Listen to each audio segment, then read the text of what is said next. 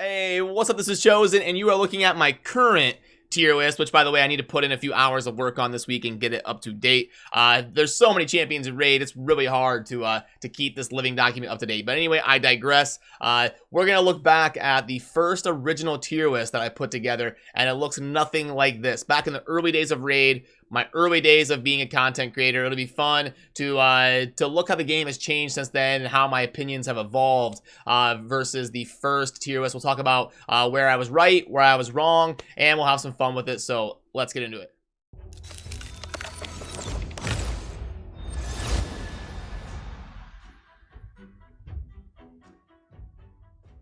Alrighty, and first of all, a little bit of a throwback to the button-up shirt. This is how I used to dress in all of my videos because I worked in the finance industry. I worked at a bank back when I first started getting into Raid content, and I would literally just come home and boom, I would get to work. I wouldn't change or anything. So, and basically all of my old content, I'm wearing like a polo or a button-up shirt, basically just in my bank finance attire. So a little bit of a throwback to keep it consistent with this tier list here. So, okay, first of all, the first thing I noticed up at the top right, by the way, I've not looked at this at all. Like, I'm just pulling this up for the video. I haven't planned this. This isn't scripted. We're just gonna have some fun with it and talk about it. So the first thing I noticed is up at the top right, the old school logo. That's what my logo was before it got changed to the current one. And then I see the last updated February 2nd, 2020. So, yeah, about exactly a year and a half ago is the last time I touched this thing and changed it around. But I started it way before that. This is the last time I edited anything. So,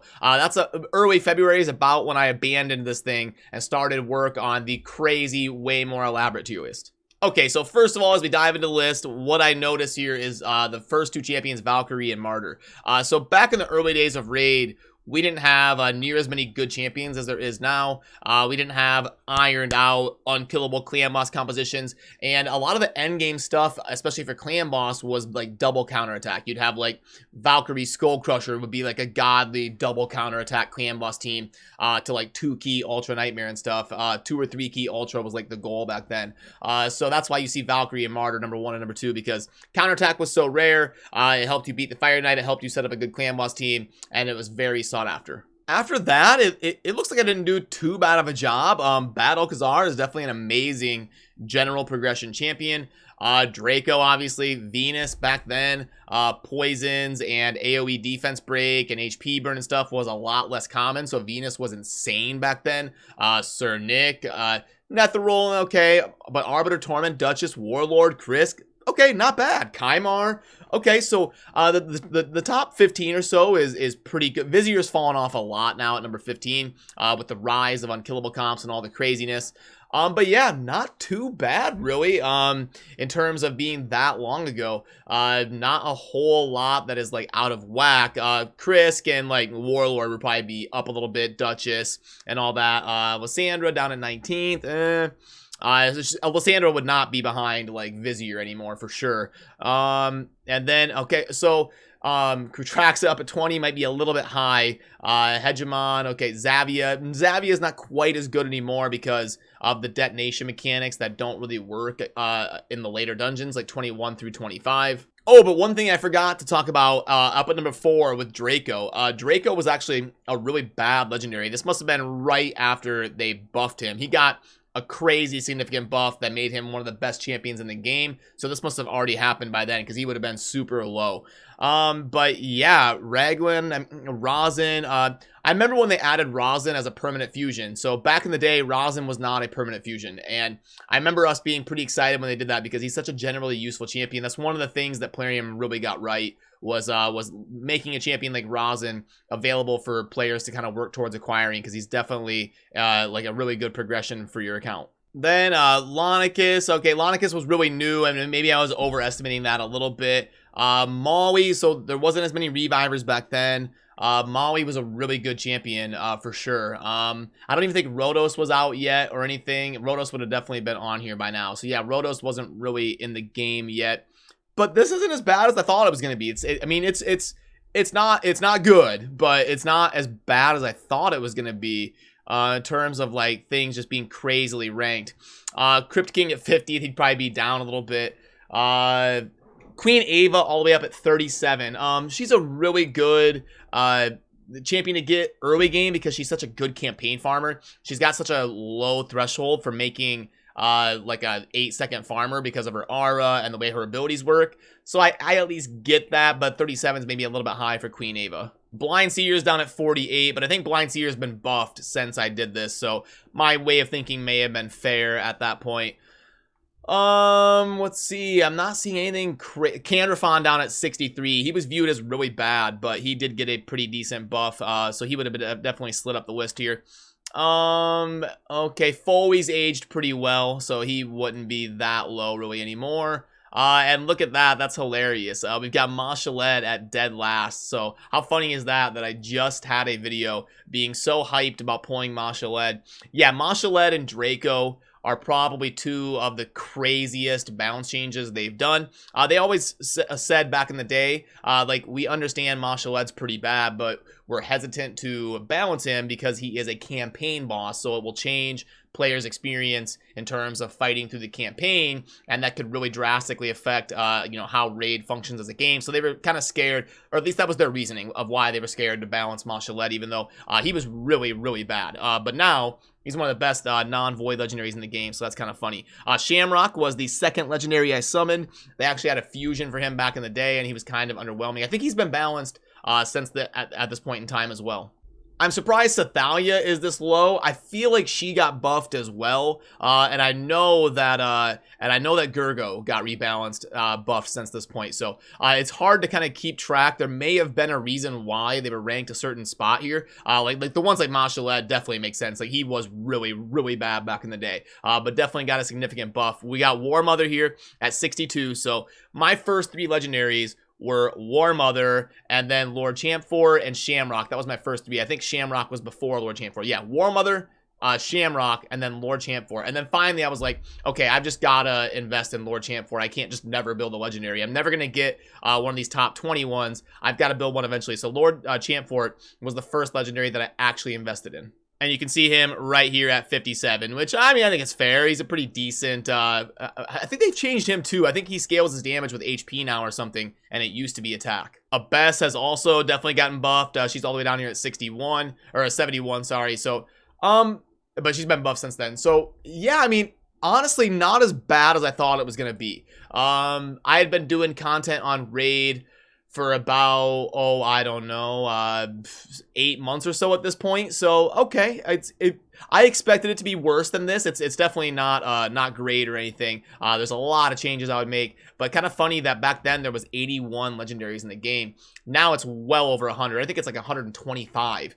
So they're releasing legendaries at a pretty good pace here. I think it's somewhere around 40 something released since I worked on this. So it just shows you how fast the legendaries are coming as well in the last year and a half. But yeah, okay. So not great, but not as bad as I thought it was going to be. Let's move on into the epics and see how that is. And do keep in mind that this is before a lot of epics have been released. Epics like Stag Knight and Dyuk and Ugo. Epics that would definitely be in the top 10 range or so that were not in the game yet. So Tayrel, yeah, Tayrel was so, people were so hyped about him back in the day. Again, the clan boss was different, and he has decreased attack on the A1. That was a lot, that was very sought after. He was scales with defense. You put him in like lifesteal and speed, and he really helped the general progression of your account. Tayrel was an extremely good epic that people wanted back in the day. And again, Skullcrusher, the counterattack. People were in love with counterattack back in the early days of Raid. So Skullcrusher up at number 2. A lot of people were probably upset he wasn't number 1. That's how big counterattack was back then. But yeah, this isn't that bad. Miscreated Monster, obviously. Steel Skull, clan boss compositions were different back then. Saris, Jareg, the attack down for the on the A1 for the clan boss. Skull Crown, Rear Guard. Rear Guard is probably a little high. Royal Guard, obviously the DPSer. So yeah, I mean, this isn't that bad, really. You got Verask at 22, Seer at 27, Padma at 14, a very generally useful champion. Whisper's probably a little bit high at 17, especially back then. I believe she's been buffed since that point. Allure at 13. Okay, again, this is not great, but could have definitely been worse. I'm just trying to kind of scroll through and see what jumps out to me here. Woad Painted.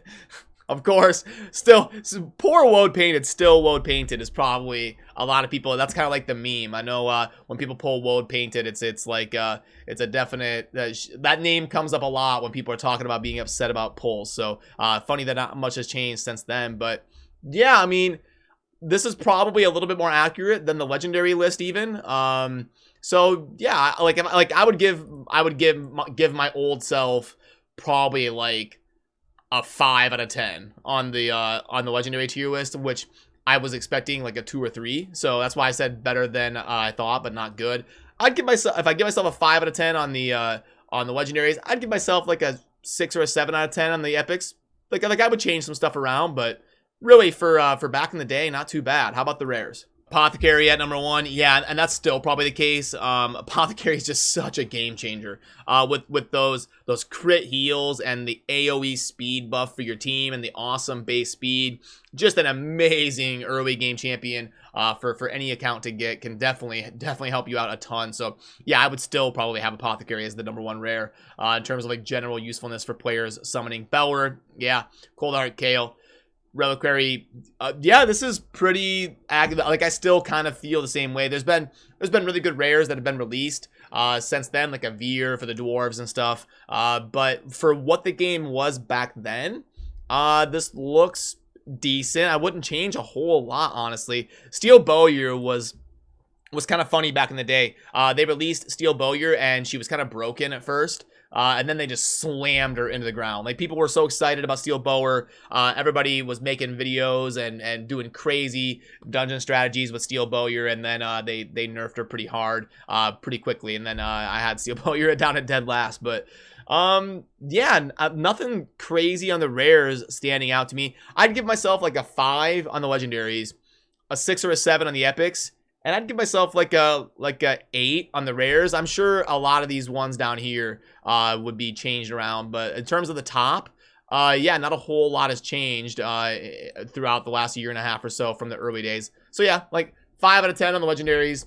Probably 6 out of 10 on the epics, and I'd give myself like an 8 out of 10 on doing the rares. It looks like I got a little bit more accurate as the rarity got a little bit more common because I probably had a little bit more experience with them. But I'll flip it on back over to the legendaries while we wrap up here, and I'll link just for fun. I'll link to this down below if you want to check out this. If you want to pull it up and kind of scroll through and have a good laugh about what the rankings were like back then. And my spreadsheet skills have definitely improved in the last couple years. I've done a bunch more of them. You know the drill. I do spreadsheets all the time. So I've gotten a little bit more fancy at putting spreadsheets together and updated a few things. But yeah, just wanted to do a fun video where we look back at how I was rating champions and why. I could go over this for like an hour, but I thought it would be just a fun premise for a video since it's been a while since I've been doing the current tier list that I do. And tier lists are never going to be perfect. You can always poke holes in them. Like I could probably pull up my current tier list and go through and poke holes in it. That's why I try to update it every week with how my opinions are changing and what I'm hearing from people